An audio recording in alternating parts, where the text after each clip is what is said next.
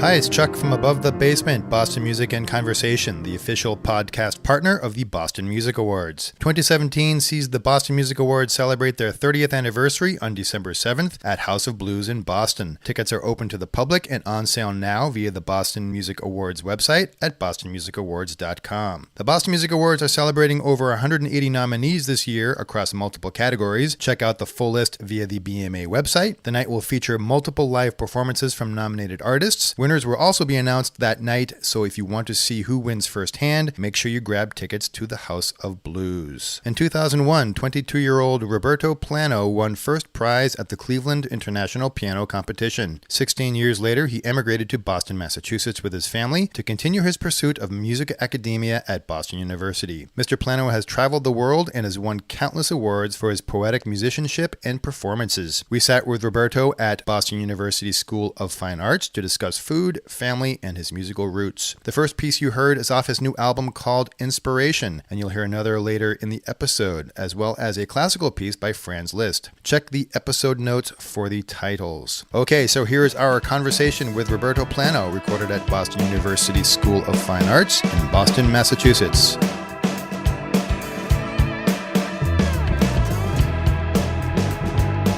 Thanks for all your help. You were so helpful.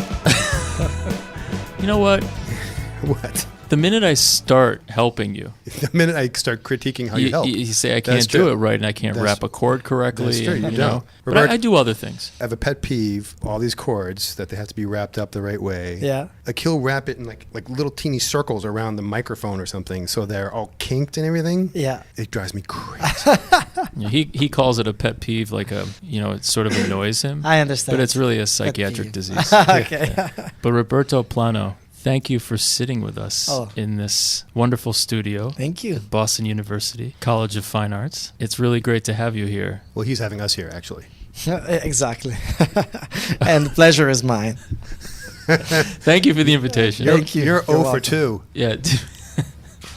We've been stalking Roberto Plano. I know, we have. And finally he let us in. Yes, he did. We did sneak into the building, though. On the wall there is the program for the wonderful Vivace Vilnius, which is a great annual get-together with world-renowned musicians that play in Lithuania and really interact with the Lithuanian musicians, and it's just a wonderful thing. And I had the privilege to go there last August with Lisa Wong, who's our other 2016, right? ATB alum. Right? Yeah. Yes, 2016. So we had dinner one night. We were sitting at a long table, and I think there was like one of the ambassadors of Lithuania were there, and I think so. Lisa, and then there was Mr. Roberto Plano. And Ona.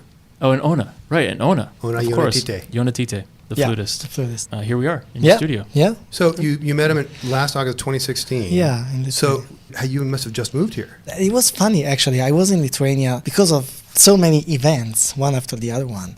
First of all, I come to the United States since my first time here was in 2001. I came to participate in the Cleveland competition, and it was a great way for me to go to United States for free, because if you were selected, you could go and participate in the competition, and they would pay for everything, flight and meals and lodging, so it was great for me. And you're a young guy at that time. Very young, 22 years old. Great chance to come to the States for the first time. I came, and I won first prize. I was actually cheering for second prize. I was very, very much afraid. When I finally got into the finals, I couldn't believe it, and I was really hoping that I would get second, because first I knew that it would have changed my life so much, and I was scared of that. Fear of failure, everybody has fear of failure, but fear of success, people don't.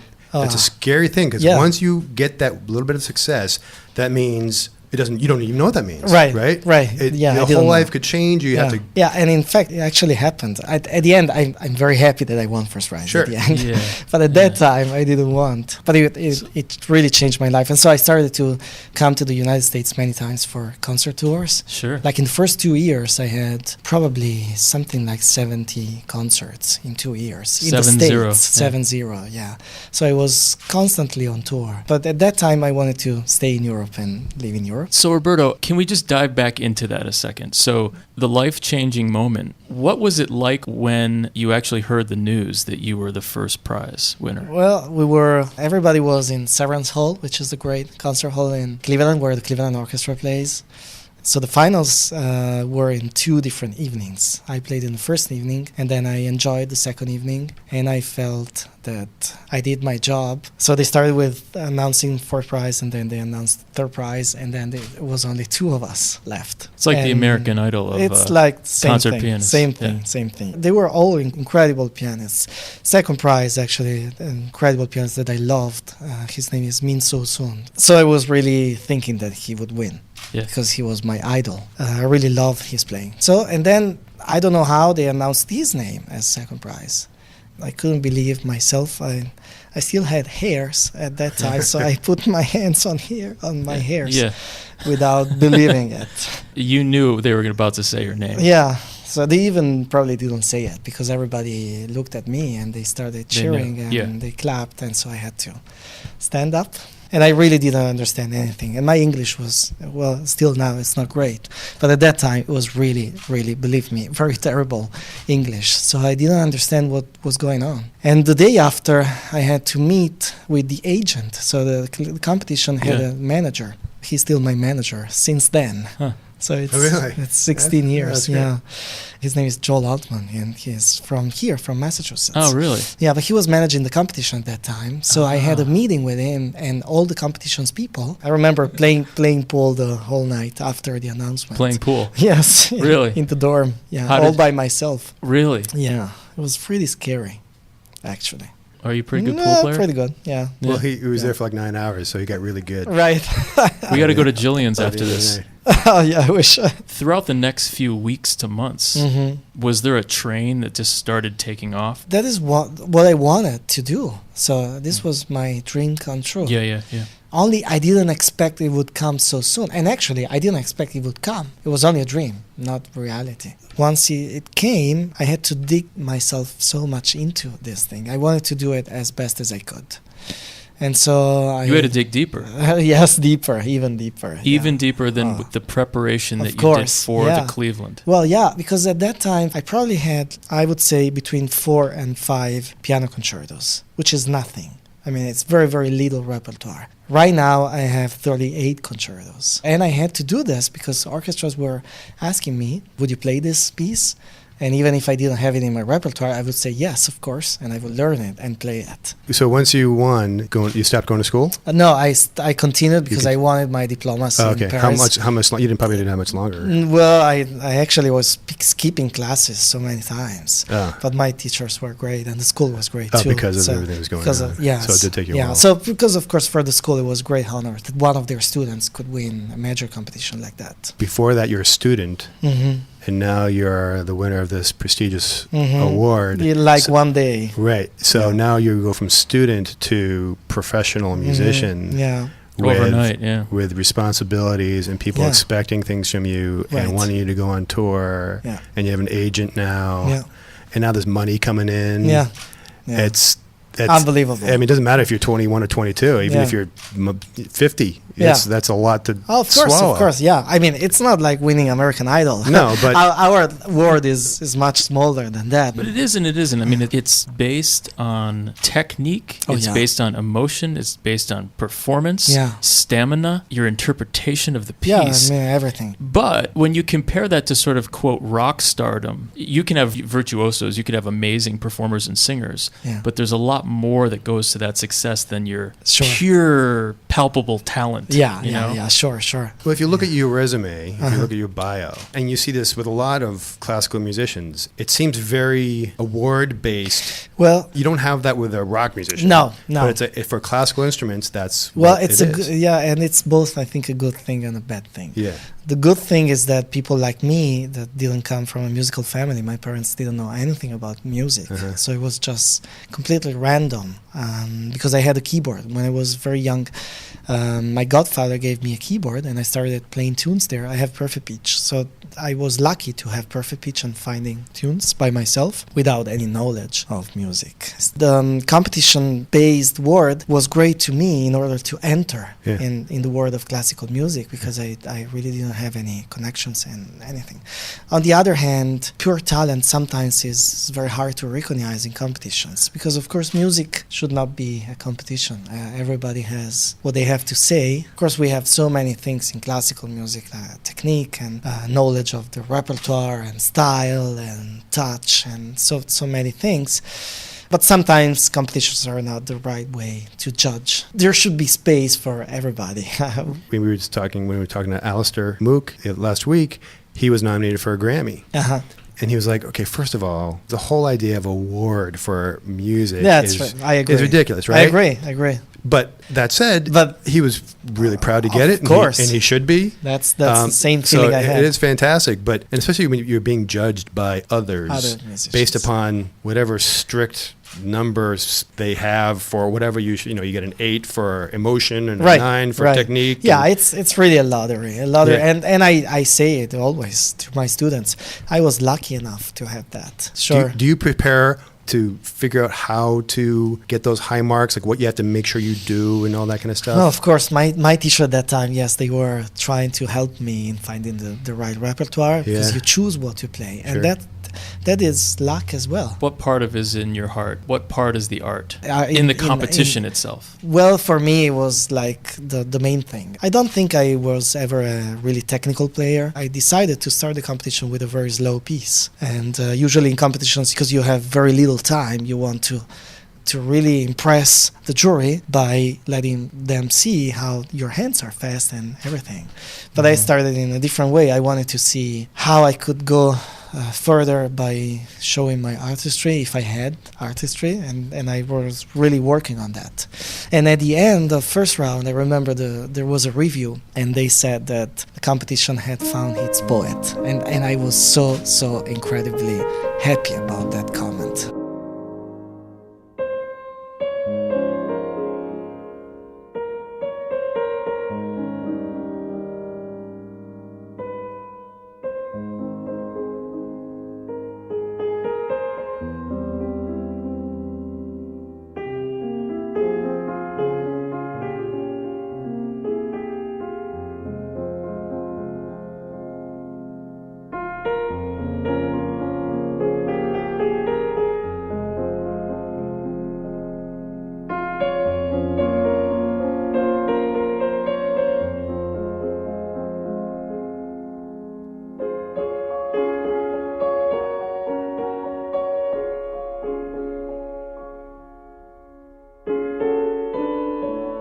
I don't get chills that much on this podcast a few times, but you give me a little chill there. They said about you they'd found their poet? Yeah. Wow. Yeah, that was the first review. If anything came out of this, wouldn't that have been the Sure. ultimate goal? Sure. Other than second place? Of course. Yes. Yeah. Yes. I guess working backwards. So you've been here about a year, right? Yeah, I was explaining that the Lithuanian festival that I went to was thanks actually to something related to Boston. Last year, I decided to apply for a job in the United States. I wanted to see how the experience of teaching in a university, in a U.S. university, would be. I always thought in conservatory systems in Italy, and I was a little bit tired of it because the recruitment of teachers there is very strange. It's state-based, so there's only a list of people that goes by seniority. There's no way to express your talents. So explain. So there's no search. Explain conservatory teaching versus university teaching again. Well, what's first the of all, basic difference? First of all, we don't have universities in Italy, so we only have conservatory teaching. Okay. Here, I'm starting to get into this system in the United States, but it's pretty much the same thing. I mean, conservatory and universities can give you a degree, and then usually conservatories are a little bit more into performing, and universities are a little bit more into teaching in terms of the degree you get. But in any case, in Italy, we only have conservatories. Okay. But in order to teach in a conservatory, there are no searches. So you have to apply, and then once you apply and once you get in a list, you have to wait for your turn. So it's completely different in every other part in the world, I think. Because, for instance, Boston University, they launched an international search to get a new professor of piano. So when I heard about this, I wanted to try. This was like in September. In December, I received a call from the chair. He said, "You're one of the 3 finalists." Back to 3. Yeah, back to 3. And you're like, oh, please let me be 2. Please let me come in second. Actually, I was not thinking anymore to this search. I thought it was over.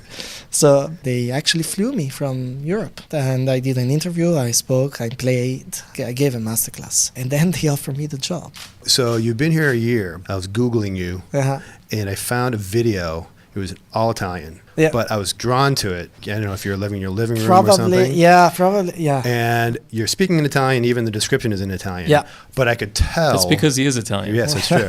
But I could tell whatever you were saying, you were being very earnest. And for whatever reason, I think I saw an article also about you were explaining why you had left Italy. That's right. But I could tell in the video that it was an emotional decision for you. It was very, very much emotional. And you could see, and I actually just watched the whole thing. I didn't understand a word you said.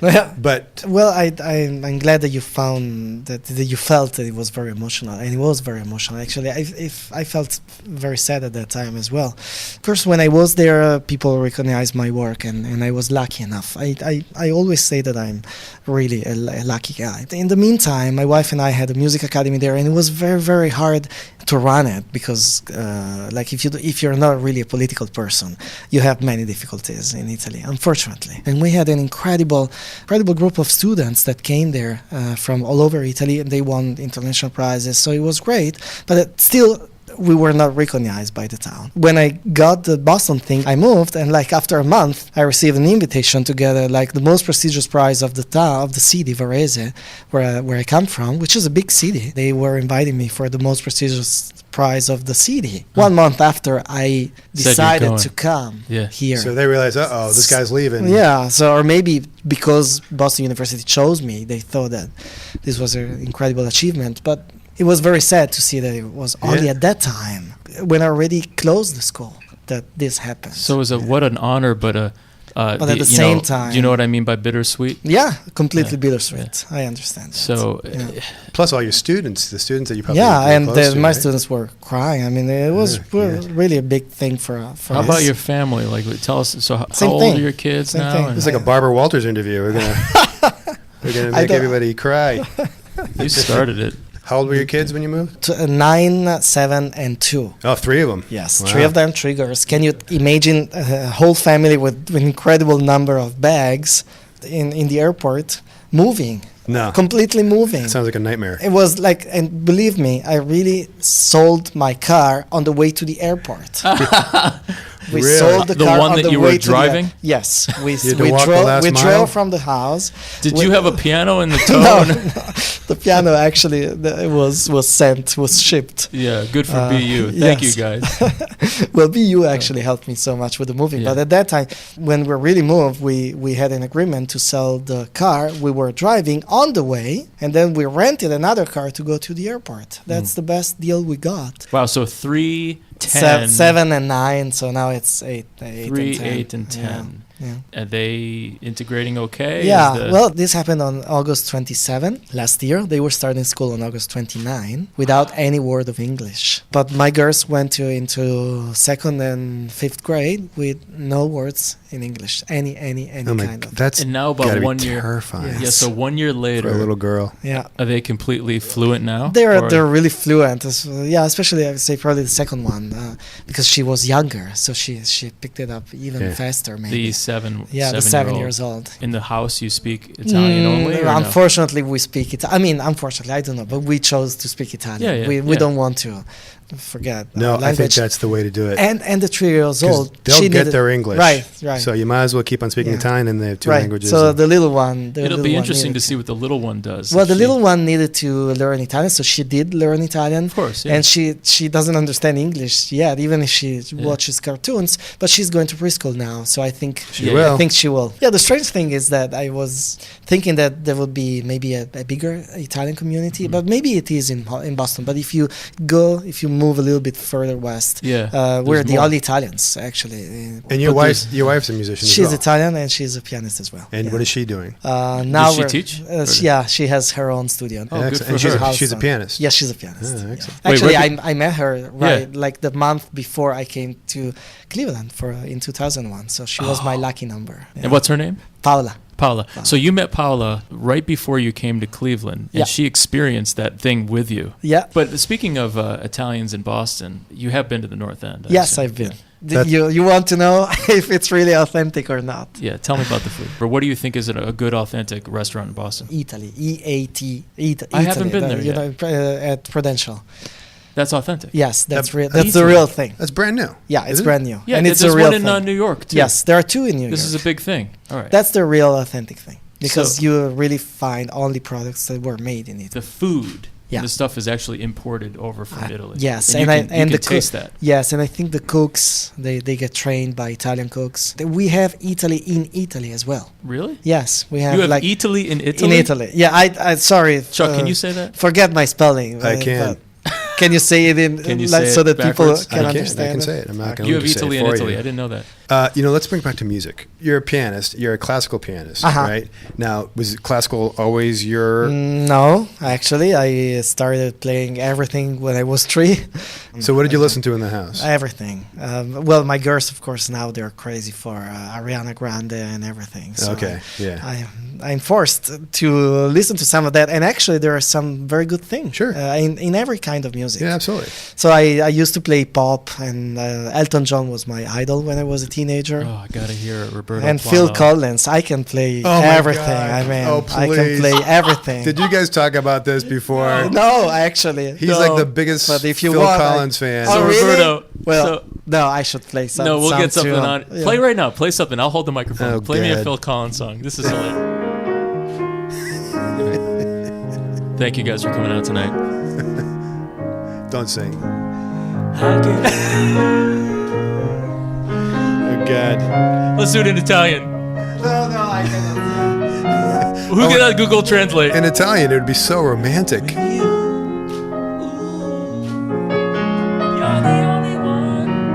we go. That is like 1984. Or no, 86, I think.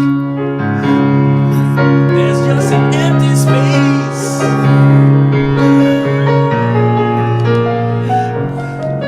We did not talk before. I'm just. Take a look at Chuck me now. Nice. Chuck, God. take a look at me now. I'm looking at you. I love every kind of music. Well played, poorly sung. I've been a big Genesis and Phil Collins fan my whole life. Wow. Since I was 10. And he's got a restraining order against him, Phil Collins does. But on that note, what other artists come to mind that you grew up with? Well, you mentioned Elton John and Phil Collins, this song, the English guys. Okay. Yeah. So I really love the tunes, of course, and people that could play the piano, like Elton John. And there were so many people. Like my brother was incredible. He was a fan of Garth Brooks. Garth Brooks? Yes, Garth Brooks, the country country guy. So I knew his songs as well. Richard Marx. Oh, you remember Richard Marx? Yeah, he had the Richard big Marx. hit in '85. Here. Yeah. You're bringing me It's back got to a very my nice classical feel to it. late actually. teenage youth. Actually, once I was playing with an orchestra, I think in Arkansas, and conductor Stephen Bies, he is like the conductor that always conducts the orchestra for Richard Marx now. And so we were speaking about something, and Richard Marx came to our mind. So I played this, and he sent it to Richard, and Richard sent me an email. Really? A That's few weeks awesome. after, I say, "Wow, I love it." Wow. So this I was just another pictured- dream come true for Oh me. my God. So did you have bands back as a kid? I had a band, yeah. Yeah, with and my you brother as well. did you sing? Well, I was singing, but my brother especially was You were singing. in the band and with your brother? I was, yes. And I was playing the keyboard, and we were doing all kinds of rock and blues brothers as well. So you're doing covers? Yes, covers. Ah, sweet. I did not think I'd be in this room today, Listening to with Phil Collins. Mr. Well, I knew that because we always bring him up somehow. Well, but is the Blues Brothers, the royal we. Yeah. What was the name of your band? Do you remember? Yes, Wings of Angels. Wings of Angels. Oh, wow. Excellent. Great. We I got to love get it. them on the podcast I next. love it. We Love need a it. Wings of Angels reunion tour.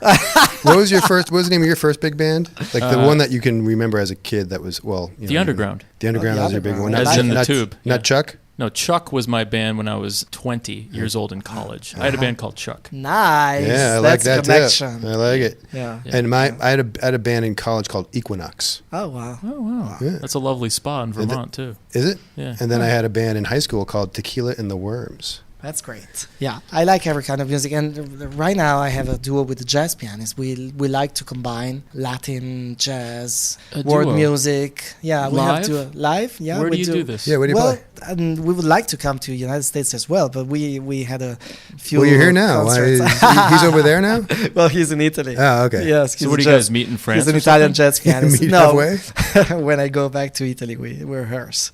But And our tell me first, about that. our So what do you first do with the CD jazz well, combo? the thing? first CD is coming out in like probably a week or so. Oh, so you've written some stuff. Well, we He doesn't arranged just jam with a everything. guy. Well, I just found out about the album 2 seconds ago. We actually jam. There's Oh, one he does. song which is completely jammed.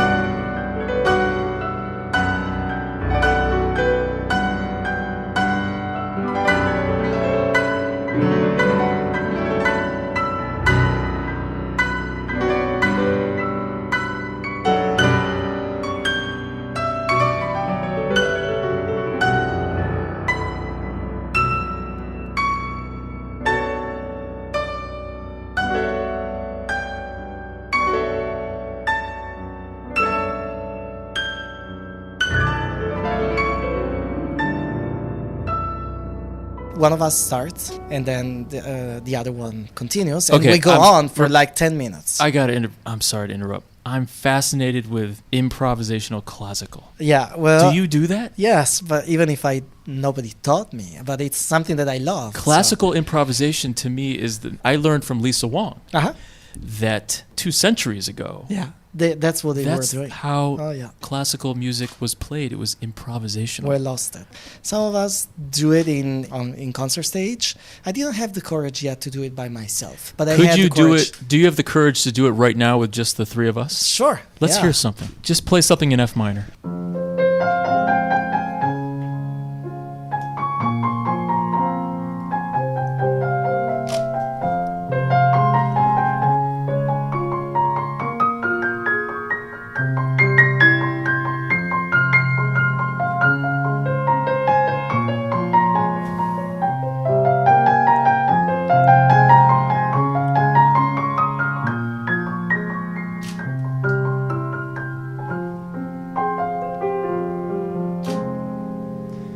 See, that was beautiful. Well, it's not really classical. Of course, there's so much melange. True, but it's classical to me and Chuck. But that, I mean, how I mean, a classical composer would probably not like it. Oh, that's so fascinating. It really is, because I mean, it's something that I really like to do, especially with this guy, because he's really a jazz pianist. We did everything, like starting from Bach.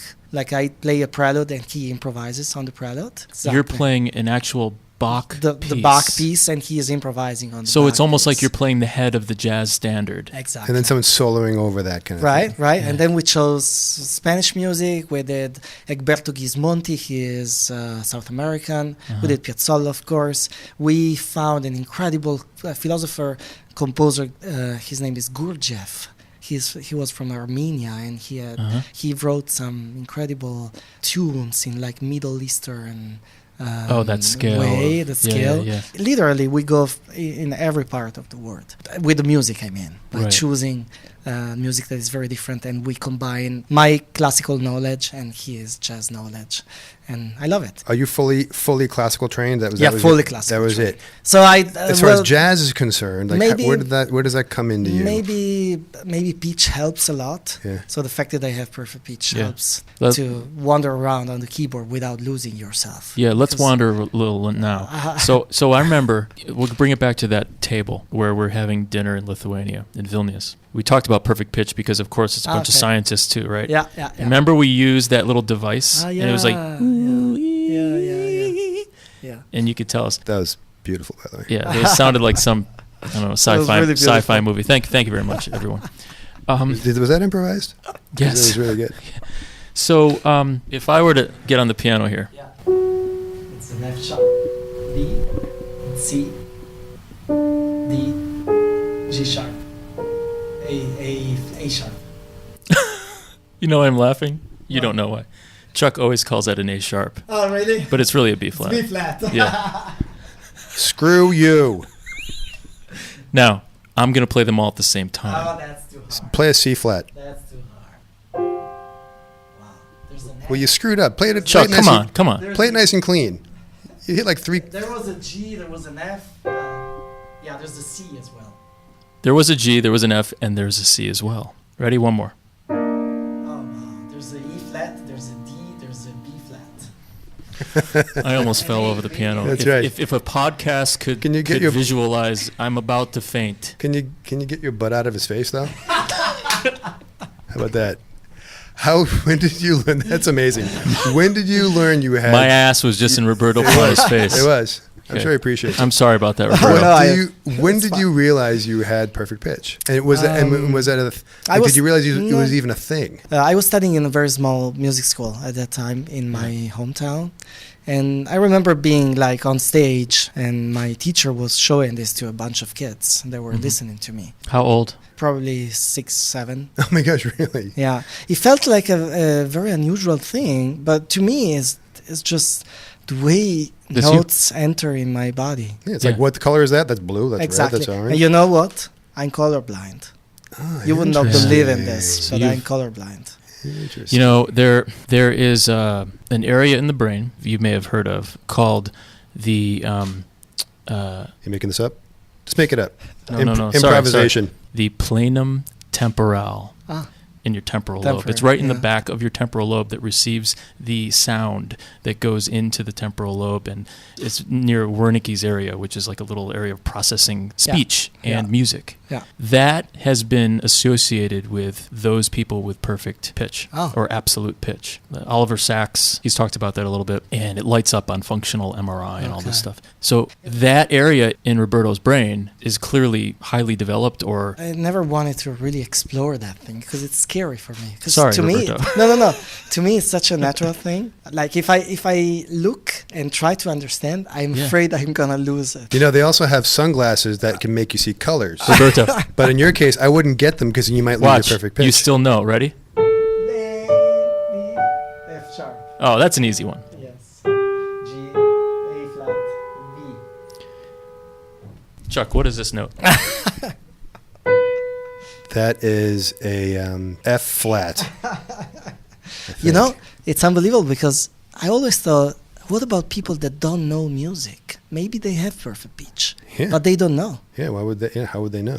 How would they know? Yeah. They don't know notes. Yeah. They don't know the name of the notes. I mean, you're talking about millions of people who don't know Right, music. right. So So maybe millions of people have. maybe I have perfect pitch, Ron. That's true, actually. don't know. Yeah, maybe you do. I'm going to tell people I do. I mean, How if can I- they if can't I- prove me wrong. If I would am not Chuck be, Lau. I have perfect I have perfect pitch. It's I great. can't read music. Yeah. But if I wouldn't be a musician, how would I know? So if you weren't a musician, was your life going to go a different way? What do you think? If I would not be a pianist, I would be a conductor. That's for sure, because that was really my dream. But what being a about? conductor. But if I would not be a musician, well, I liked philosophy so much when I was in high school. So something related to. well, you're a teacher, right? Yeah, so yeah. That maybe that was your My direction. my parents were a teacher, elementary and preschool. You've come out with 22 albums or something along those lines. Yeah. Okay. But you're coming out with a jazz album now. Yeah. Well, it's not really jazz, but it's But something in between. leaning in leaning in that those direction. things, yeah. Something certainly different from what you've done before. Oh yeah. Why classical? Why did you end up being a classical guy rather than maybe someone who does everything? I mean, you do everything, but Sure. First of all, I was trained as a classical. yeah. And when I was a teenager, I chose to continue to be a classical guy because I loved classical music. Well, you must have had encouragement Oh, yeah. from teachers, Yes, right? from that teachers. pushed you to another level, or Probably, yes. But that's what I wanted to do. I mean, Yeah. I was completely in love with... You loved it, and I still am, but I was completely in love with Liszt music, Franz Liszt. And he was the real romantic guy. And my last classical album is on Franz Liszt. right here. It's beautiful. It's a very strange album, actually, because Decca, the recording label, which is an incredibly prestigious one, and I was so fortunate to get into their roster a couple of years ago. For me, I mean, when I was a teenager, I was dreaming to be there. And There you go. There you go. So do they approach you asking you to do a piece, or do you go to them saying, "Oh, I Well, really wanted to do this"? The or is it the approach with them came both ways. So I was looking for a label that would be interested in record this particular repertoire, and it's very, very unusual. And then we found out that the international label didn't record this since 50 years. So we decided, let's go and let's try. So, Congratulations. yeah, thank you. Wow. But it was incredible with that particular repertoire because Franz Liszt is a virtuoso, and so he wrote some of the most virtuoso stuff ever written for piano. And he's mostly well known. For instance, maybe you remember Tom and Jerry cartoon. Oh, of course. I know Franz Liszt. Yeah. We Okay. hung out So together. it was his... But no, seriously, I have a couple of his actual records. Yeah, so- I guess so. yeah. I guess Really? So. Yeah, I do. He's, You never heard of him? He's really Well, one no. of I mean, I've heard of Tom and Jerry. But did so he Tom and Jerry, record? Tom and Jerry were The themes. playing on the. I mean, the cartoon was on a Hungarian Rhapsody by Franz Liszt.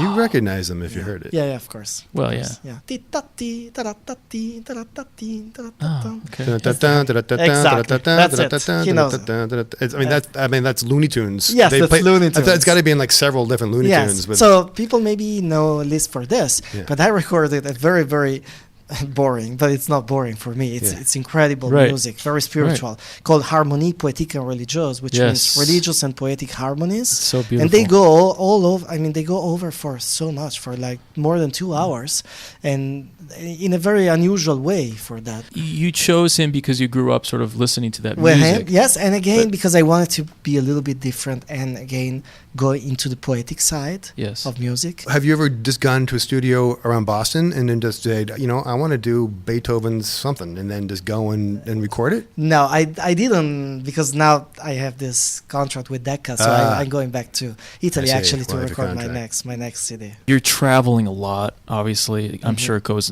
in waves.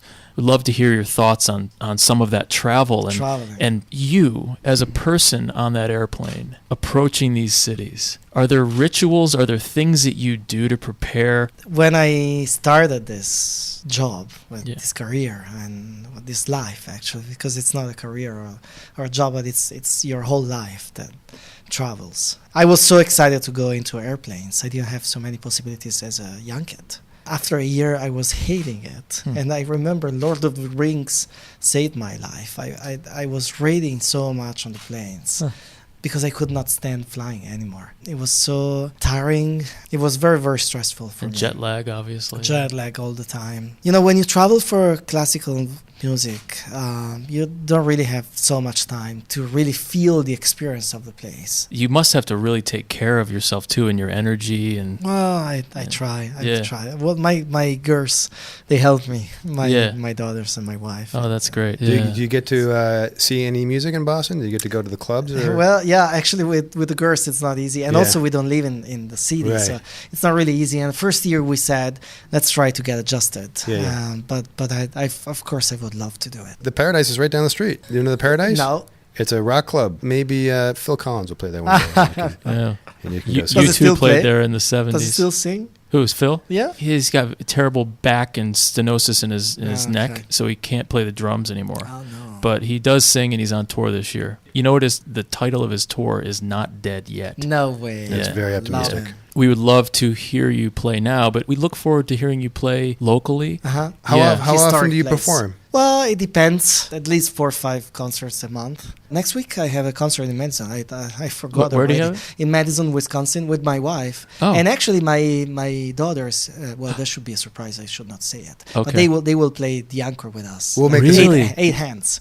You're doing keyboard. 8 hands, yes, Plano? on one keyboard. Plano family. You're getting 8 Plano hands. Yeah, there's a video on YouTube. Plano Encore, you will find that. Plano Family Encore. Plano like Family Encore is 8 hands. 8 hands. Which That's 8 times 5 is what, Chuck? I don't know. 40 fingers. Yeah. What's the name of the jazz album that's coming out next week? It's called Inspiration. Plano Paliaga, yeah. Paolo Paliaga is the jazz guy. Will we be able to get it and hear it on, sure, on iTunes and stuff? Sure. Yes, absolutely. Love to hear that. Yeah. Roberto Plano, Inspirations, done. And I'm sorry, who's the other gentleman? Paolo Paliaga. We can't wait to meet him someday in Paris. We'll all meet. Right. This was fascinating. This is great, and we got to get this poor guy home. So the first one would be a piece by Piazzolla. Astor Piazzolla was an Argentinian composer, and he mainly wrote tangos. But of course, he was classically trained. And one of his teachers was Ginastera, Alberto Ginastera, and he was one of the most influential South American composers. So I would love to play a milonga by him that shows this classical and popular side at the same time.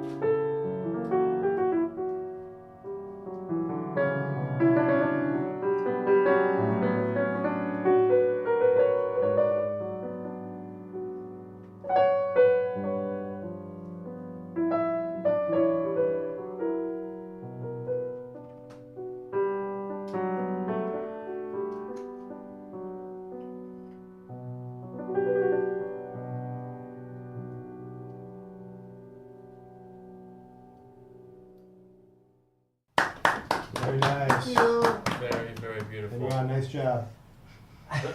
I was on the percussion, and it was. Well, let's make it part of the song, man. It's improvisation. Exactly. Wow, Roberto, that was beautiful. Thank you. Let's do another. Yeah. And you know what? And I'm gonna ask you to indulge me too.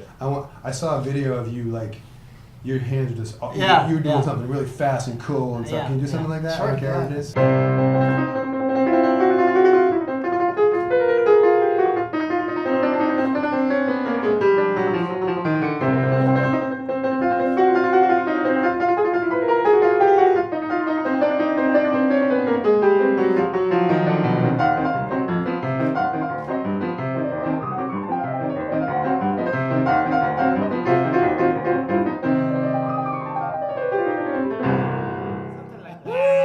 Something like that.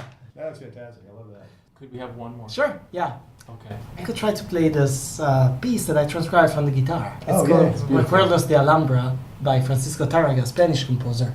And I loved so much the tune that I wanted to see if it works on the keyboard. Aha.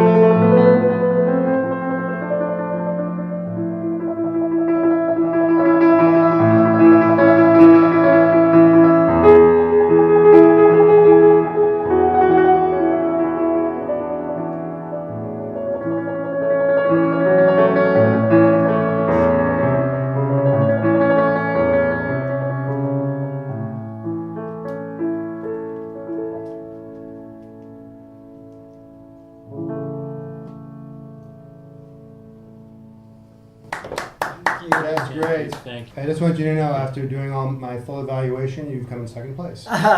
Find out more about Roberto at robertoplano.com and check out a few live videos we took of Roberto playing at abovethebasement.com, where you can sign up for our newsletter, listen and subscribe to our podcast, like our Facebook page, follow us on Twitter, and look at all the nice pictures we post on Instagram. We are everywhere. On behalf of Ronnie and myself, thanks for listening. Tell your friends, and remember, Boston music, like its history, is unique.